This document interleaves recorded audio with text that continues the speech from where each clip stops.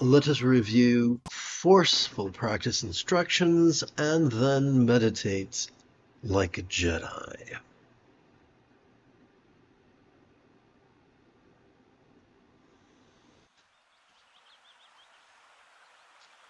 This morning's lesson is based on a passage I'm going to recite to you from this book. Come on, there we go.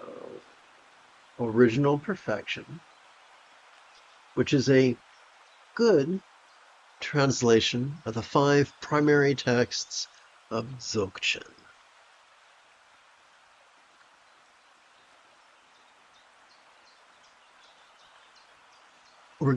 This morning I'd like to share with you a passage from the 4th Shastra, or treatise, known as Pure Golden Ore. Specifically, it's going to be the 5th passage. Let's begin with just the overview, the recitation. Purity and impurity is one this is a tough word to pronounce, indissolubly mixed. Pristine awareness and bewilderment are indivisible. This is the lamp of unimpeded clarity, free of mentation. Somebody has a thesaurus. And intractable nescience in itself is sovereign samadhi. Well, let's see if we can make heads or tails out of that. Let's begin with the first line. Purity and impurity as one indissolubly mixed. So there is a dangerous myth. Well, let me just not even go there.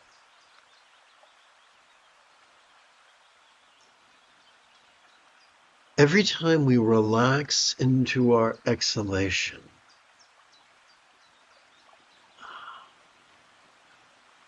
let's try it this way. Every time we silently and mentally recite the one-syllable verb rest, so we feel air exit our nostrils, whatever purity or impurity we might have experienced while silently and mentally reciting this is too complicated. Okay, let's think of it this way. As we relax into our exhalation, whatever purity or impurity we might have experienced during our previous inhalation can feel as if they were melting into the simplicity of just mental energy. Every time we relax into our exhalation, whatever we noticed during our previous inhalation can fleetingly feel less stressful, less permanent, less defining, and even less solid. Fleetingly, momentarily, until our next inhalation, and then the cycle begins again. It has been taught that the fundamental duality is dread and desire, pushing and pulling, and that we can transcend this duality by cooperating with our autonomic nervous system, which is a fancy way to describe our spinal cord. When we compete against our spinal cord, we can exhaust the front part of our brain, our dorsolateral and medial prefrontal cortex, and we can begin presenting with symptoms of depression, which I wouldn't recommend. We also wind up triggering our amygdala, which is the seat of both anxiety and aggression. Once again, not a good time. The opposite of that is to passively cooperate with our autonomic nervous system. The benefits of that are not only enhanced peace, but the calming of our amygdala, the gentle stimulation of our anterior cingulate gyrus, which is the seat of empathy. So the peace and the love that we desire is as close as our passive cooperation with our autonomic nervous system. Back in the 80s, I heard an aphorism. Perhaps you have heard it too. If it is to be, it's up to me. Have you heard that one? It sounds good, but it excites our controlling tendencies, which will exhaust the front of our brain and trigger our amygdala and make us really cranky and unhappy.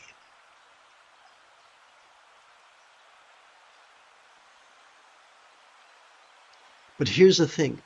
We might say, dude, I want to know the difference between pure and impure.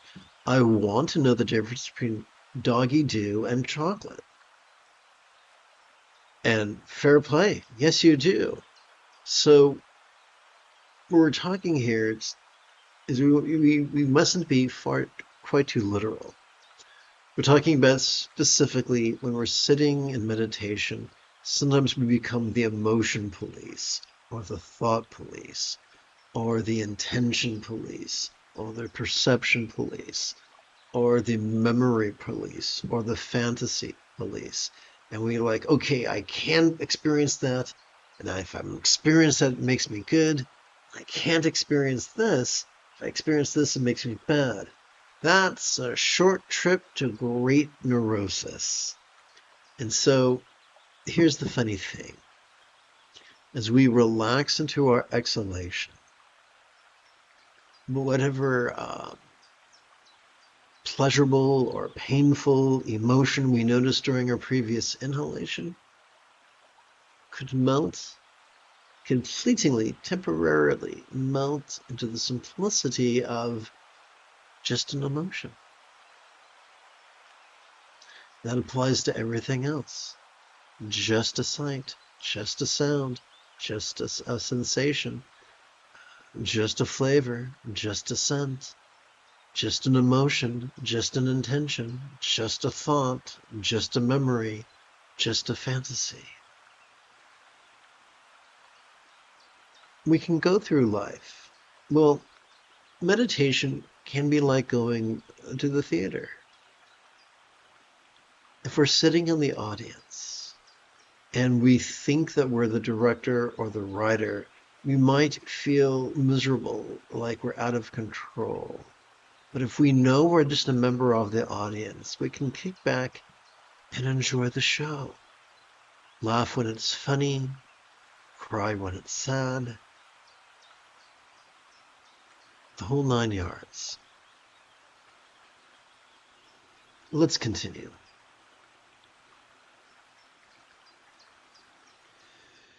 Pristine awareness and bewilderment are indivisible.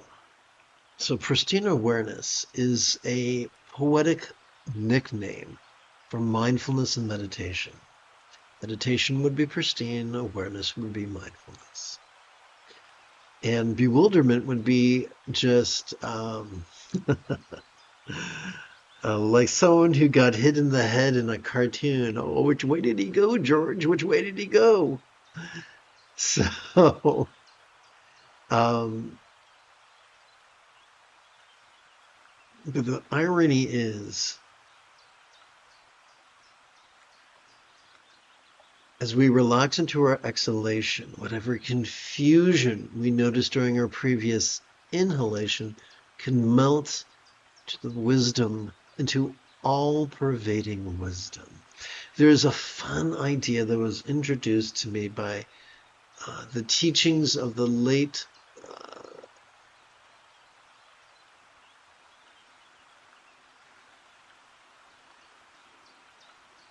what was his name? Chagdud was the first of many teachers who introduced me to the 5 poisons and the 5 wisdoms. As we relax into our exhalation, whatever dread we might have noticed during our previous inhalation could melt into the simplicity of mirror-like wisdom. As we relax into our exhalation, whatever desire we might have noticed during our previous inhalation could melt to the simplicity of discerning wisdom. As we relax into our exhalation, whatever confusion or delusion we might have noticed during our previous inhalation could feel as if it was melting into the simplicity of all-pervading wisdom.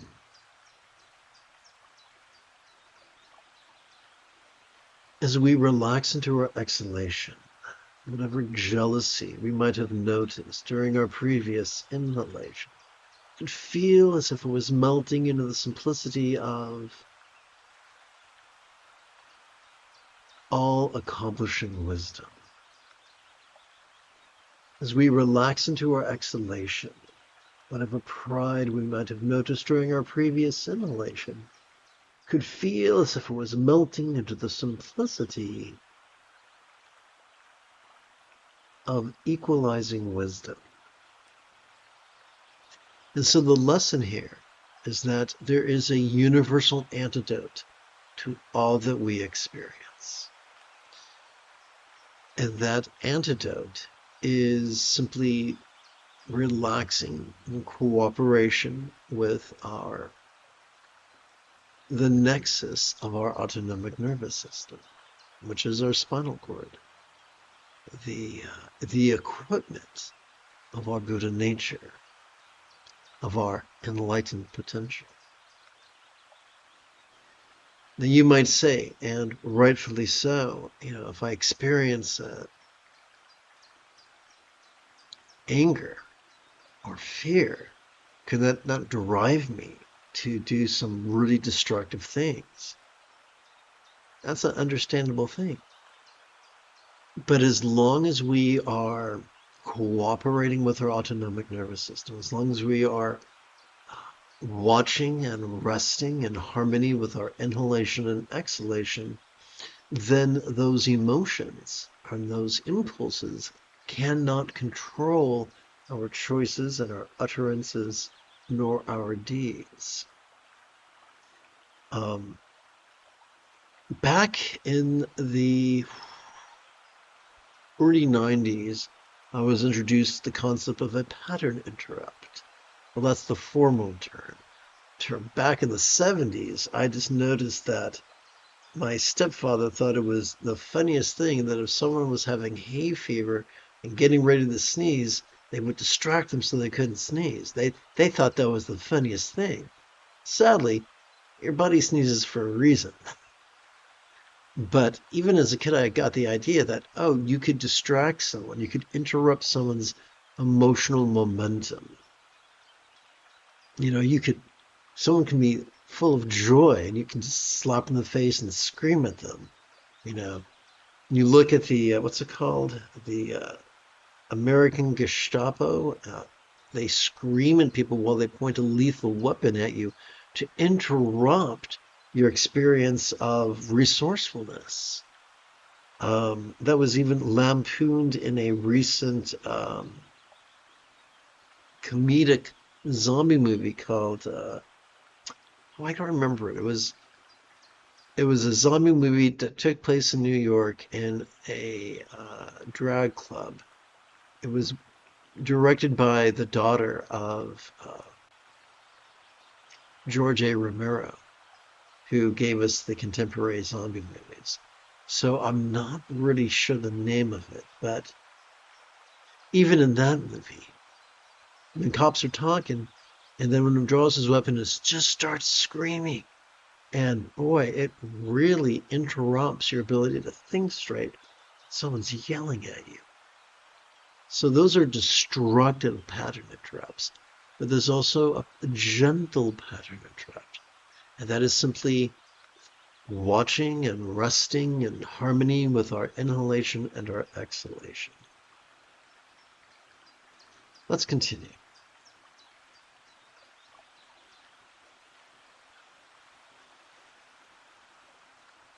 This is the lamp of unimpeded clarity, free of mentation.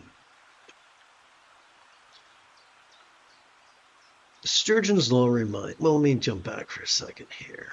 I'm going to tap button 9 and share a diagram with you.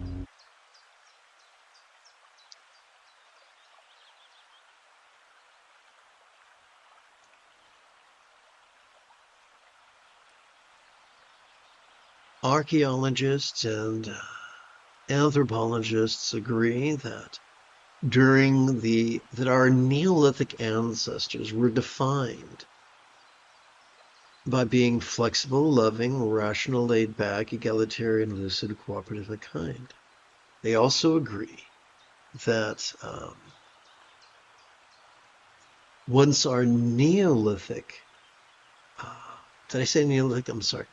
Paleolithic. Our Paleolithic ancestors, big words, were flexible, loving, rational, laid back, egalitarian, lucid, cooperative, and kind. But once our Neolithic ancestors had been conditioned by proto-capitalism, they became the opposite. They were rigid, fearful, superstitious, controlling, elitist, cryptic, competitive, and cruel. So as a species, we've been around about 300,000 years. Proto-capitalism, or capitalism in its various iterations, has only been around approximately a fraction of that, 10,000 years. So that would be, let's do the fraction. That's 300. That's 10 over 300. That's 1 over 30.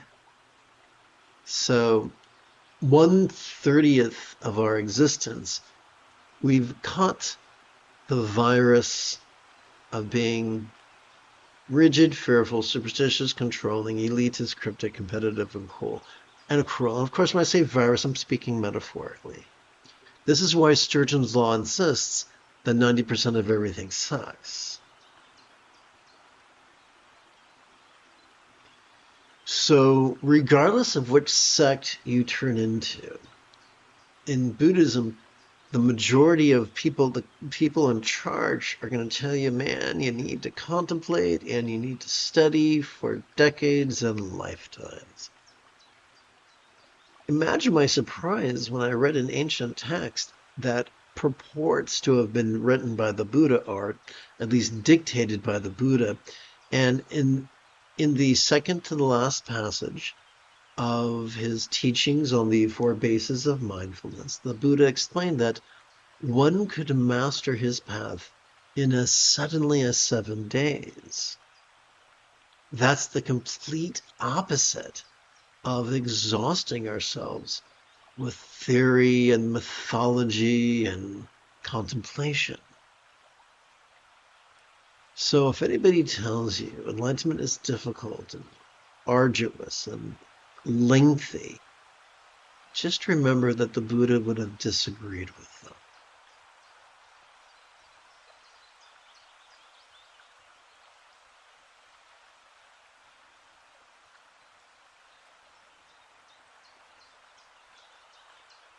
And intractable nescience itself is sovereign samadhi.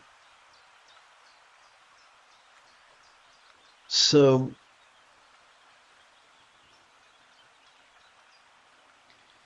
thoughts follow thoughts, rationally and irrationally, and in what seems like an unbroken chain since we were infants. And yet they cannot harm us. Even though active thinking is different from passively noticing and passively relaxing.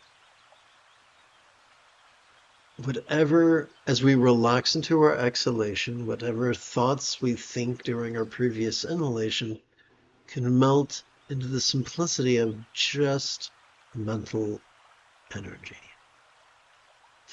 Which is good to know, because a lot of the cranky people will say, well, you must not think ever.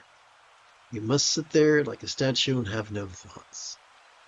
But that is not what the great luminaries of meditation have taught us. They've taught us the opposite.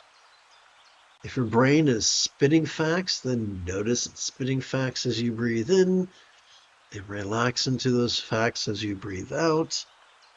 Before you'll know it, you'll be the peaceful, loving, happy camper that your dog already thinks you are. So now that I've explained this quatrain, as it were, I would like to, as a way of tying this up in a big red bow, I would like to recite it for you straight through, if I may.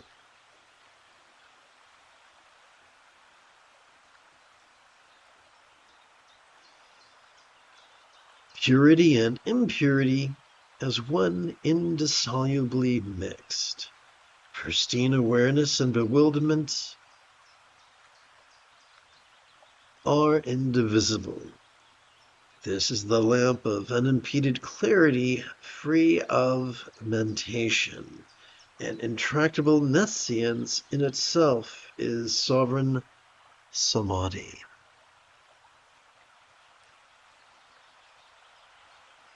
I'm going to move my paper clip so I know where the next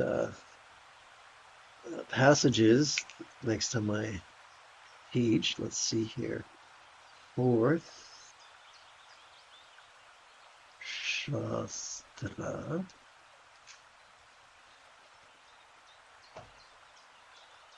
Having completed our opening lesson, we could now shift gears. It is Luke Skywalker early Friday morning, at least it is in my little corner of the globe. Come, let us meditate like a Jedi after about 30 seconds of housekeeping. This is the Dzogchen Sende Lama Jigme Gyatso of the Buddha Joy Meditation School for more than 30 years. I've spent about 8 hours a day, almost every day, studying, practicing, mastering, and reverse engineering the teachings and techniques of each school of meditation so that I could become your personal, nerdy, neurodivergent guide to nirvana. Welcome, my friends, to meditate like a Jedi, which is made possible due to the generosity of viewers just like you. So you've heard me mention the importance of passively cooperating with our autonomic nervous system. How do we do that? Quite simple. All we gotta do is silently and mentally recite the demonstrative pronoun this. Each time we feel air enter our nostrils, and then do the opposite. Silently and mentally recite the verb rest each time we feel air exit our nostrils. There we go, exit our nostrils. It's just that simple.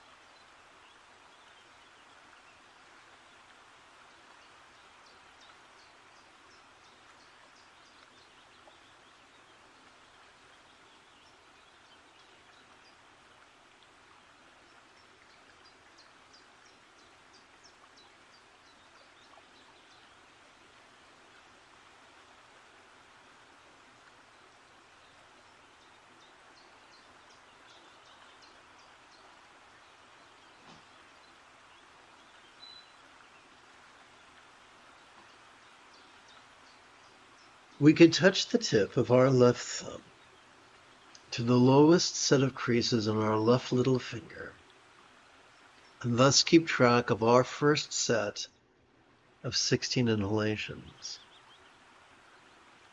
Let us rest our left hand palms up in our lap.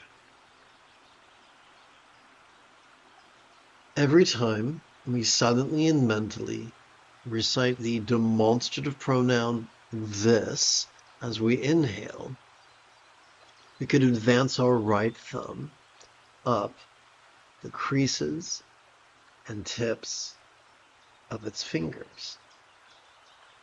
Doing so, we can count 16 inhalations, which takes about a little more than a minute.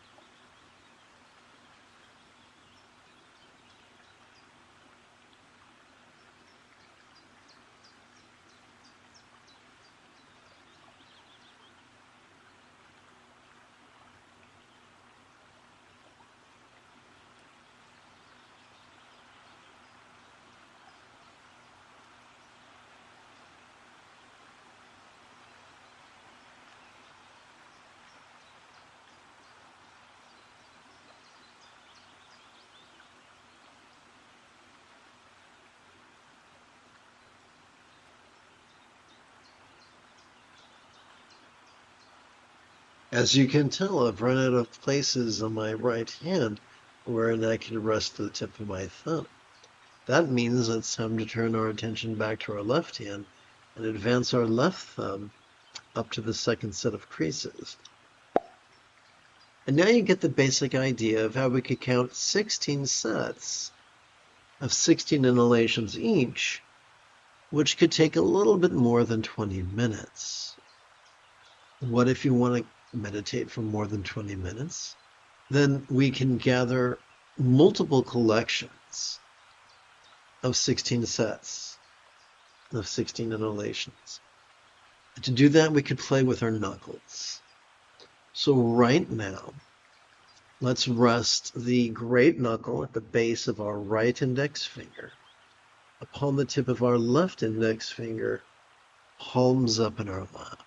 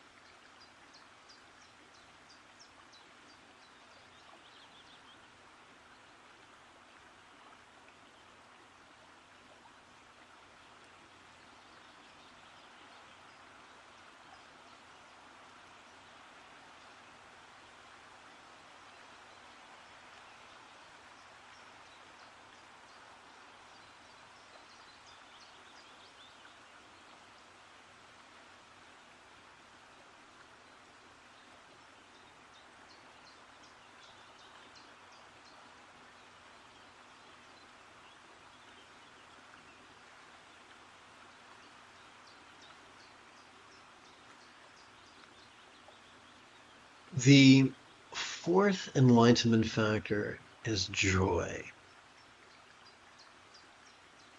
Therefore, if we wanted to, during our first inhalation, we could notice the corners of our mouth.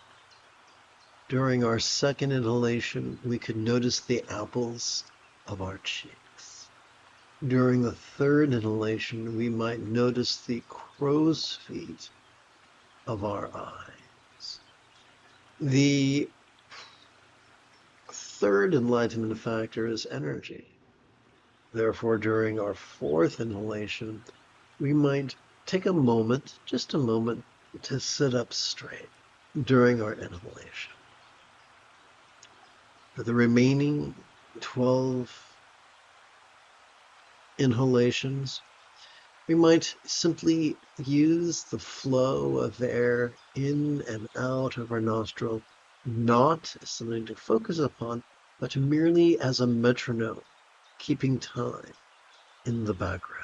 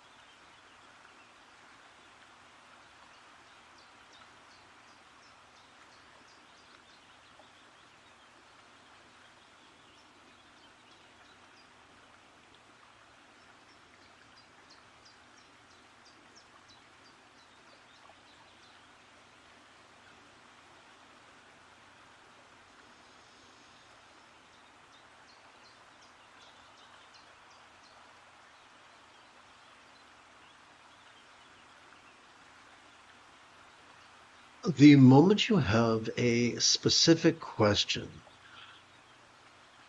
about the philosophies or meditations of Taoism, Buddhism, Dzogchen, or Mahamudra, do not hesitate to type your question in great detail in the chat window. For I tend to check for questions about once every 5 minutes or so.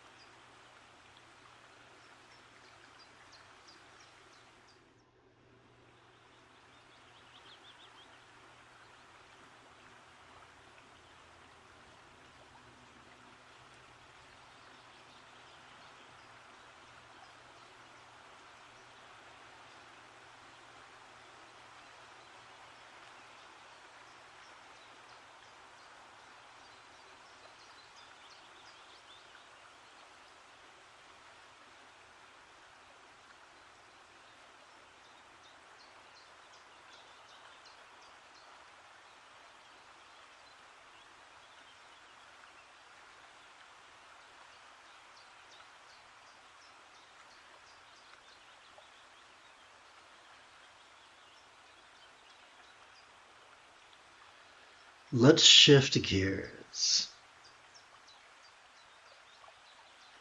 and let's rest the great knuckle at the base of our right middle finger upon the tip of our left middle finger.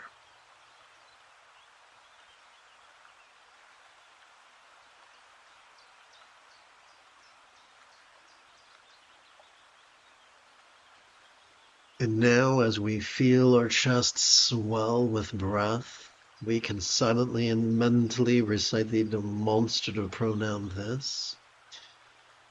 And as we feel our chest subtly sink as gently we exhale, silently and mentally we can recite the one-syllable verb, rest.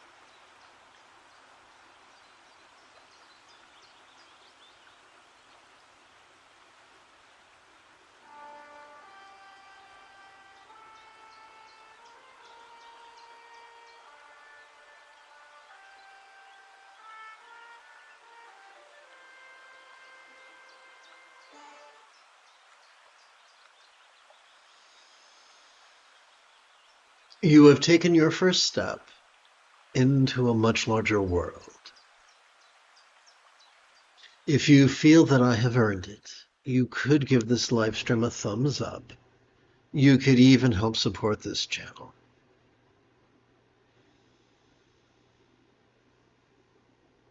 And, oopsie, wrong button.